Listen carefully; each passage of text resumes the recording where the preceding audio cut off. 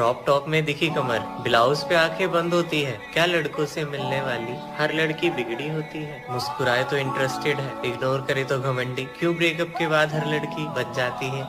जब 60 साल के अंकल की नजर उसके चेहरे पे जाती है, सांस लेना मुश्किल उसका, अब वो मास्क लगा कर जाती है। मंदिर जाना वर्जित उसका, जब भी तारीख आ जाती है। लड़ती है समाज से जब वो सुबह जोर कहलाती है। बीता कल वो नहीं बांटती, खुद में घुट कर रह जाती है। कल फिर होती पूजा उसकी, कल फिर उस पे गाली बन जाती है। इतना सच सवर कर क्यों रहती है। अब सुंदर होना पाप है क्या। जज तो ऐसे करते हो, एमएलए तुम्हारा बाप है क्या। और बाप भी है तो सुनना पड़ेगा। वो लड़की है तो क्या हुआ, जिएगी वैसे ही जैसे उसे अच्छा लगेगा। हमारे घर की लाइट तभी जाती है जब हमारे फोन में बैटरी कम होती है। गलती चाहे कोई भी हो, मोबाइल पे ही आकर खत्म होती है। पढ़ाई से हटकर पैशन को करियर बनाने के बारे में सोचें तो कभी कभी घर वाले ही साथ नहीं देते हैं। कपड़ा हमें कोई भी पसंद आ जाए, प्राइस टैग देख कर ही लेते हैं। रिश्तेदार जाते हुए पैसे दे रहे हो तो मम्मी को देखकर मना ही करना पड़ता है। कभी कभी कुछ असाइनमेंट्स का सिलेबस से कुछ लेना देना नहीं होता, फिर भी पूरा करना पड़ता है। रात को नींद आ रही हो और उस वक्त ना सोएं तो पुरानी सारे दुख याद आ जाते हैं, लेकिन नींद नहीं आती। मोटिवेशन हमसे भले ही जितना मर्जी ले लो, लेकिन आर्ग्यूमेंट्स के टाइम हमें कोई बात याद नहीं आती।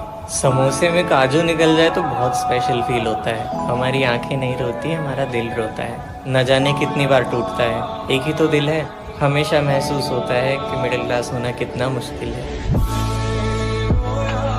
दोस्तों, एक राजा के बगीचे में एक अंगूर का बेल था और उस बेल पर एक चिड़िया रोज आकर बैठती थी। वह मीठे अंगूर को खाती थी और खट्टे अंगूर को नीचे गिरा देती थी। एक दिन राजा ने उसे पकड़ लिया। चिड़िया बोली, राजा मुझे छोड़ दो, मैं आपको ज्ञान की 4 बातें बता सकती हूँ। राजा ने कहा, बताओ फिर मैं तुम्हें छोड़ दूंगा। चिड़िया बोली, पहली बात, हाथ में आए शत्रु को कभी नहीं छोड़ना चाहिए। दूसरी बात, असंभव बातों पर कभी विश्वास नहीं करनी चाहिए। तीसरी बात, बीती हुई बातों पर कभी पश्चाताप नहीं करना चाहिए। चिड़िया बोली, राजा चौथी बात बड़े ध्यान से सुनना, लेकिन पहले मुझे जरा ढीला छोड़ दें, क्योंकि आपके हाथों में मेरा दम घुट रहा है। राजा ने जैसे ही हाथ ढीला छोड़ा, चिड़िया तुरंत उड़कर एक पेड़ पर बैठ गई और बोली, राजा चौथी बात यह है कि मेरे पेट में आधा किलो का हीरा है। यदि तुम मुझे मार दिए होते तो वह तुम्हारा होता। यह सुनते ही राजा को बड़ा दुख हुआ। राजा की हालत को देखकर चिड़िया बोली, राजन आपने मेरी बातों को नहीं माना। मैं आपका शत्रु था, फिर भी आपने मुझे छोड़ दिया। मैंने बताया था कि असंभव बातों पर विश्वास नहीं करना। मैंने आपसे कहा कि मेरे पेट में हीरा है।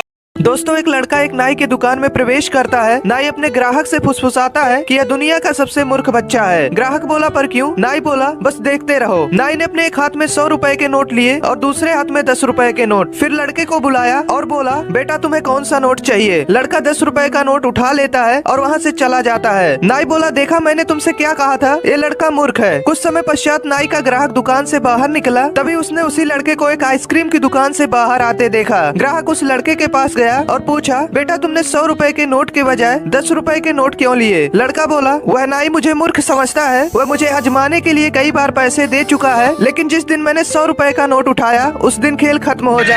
दोस्तों, एक अमीर किसान ने मरते समय अपने तीनों बेटों से कहा, मैंने अपने बेड के नीचे कुछ छिपा रखा है, मेरे मरने के बाद उसे निकाल लेना। किसान मर गया। उसके बेटों ने बेड के नीचे खुदाई की तो उन्हें 3 बर्तन मिले और एक सोने की ईंट। पहले बर्तन में मिट्टी था, दूसरे में गोबर और तीसरे बर्तन में था 100 रुपए की नोट। तीनों भाई को समझ नहीं आ रहा था कि वह बंटवारा कैसे करें। तीनों अपनी समस्या लेकर एक अंकल के पास गए। अंकल बहुत ही चालाक और होशियार था। उसने कहा, आपके पिताजी बहुत होशियार थे, इसीलिए उन्होंने बंटवारे का तरीका निकाला था। पहले बर्तन में मिट्टी है, इसका मतलब है कि बड़ा बेटा सारे खेत लेगा। दूसरे बर्तन में गोबर है, इसका मतलब दूसरा बेटा गौशाला लेगा। तीसरे में पैसा है, यानी किसान के बैंक में जो पैसे हैं वह सबसे छोटा बेटा लेगा। उन तीनों ने कहा, अंकल इसका बंटवारा तो हो गया, लेकिन इस सोने के ईंट का क्या होगा? अंकल बोला, आपके पिताजी को पता था कि बंटवारे के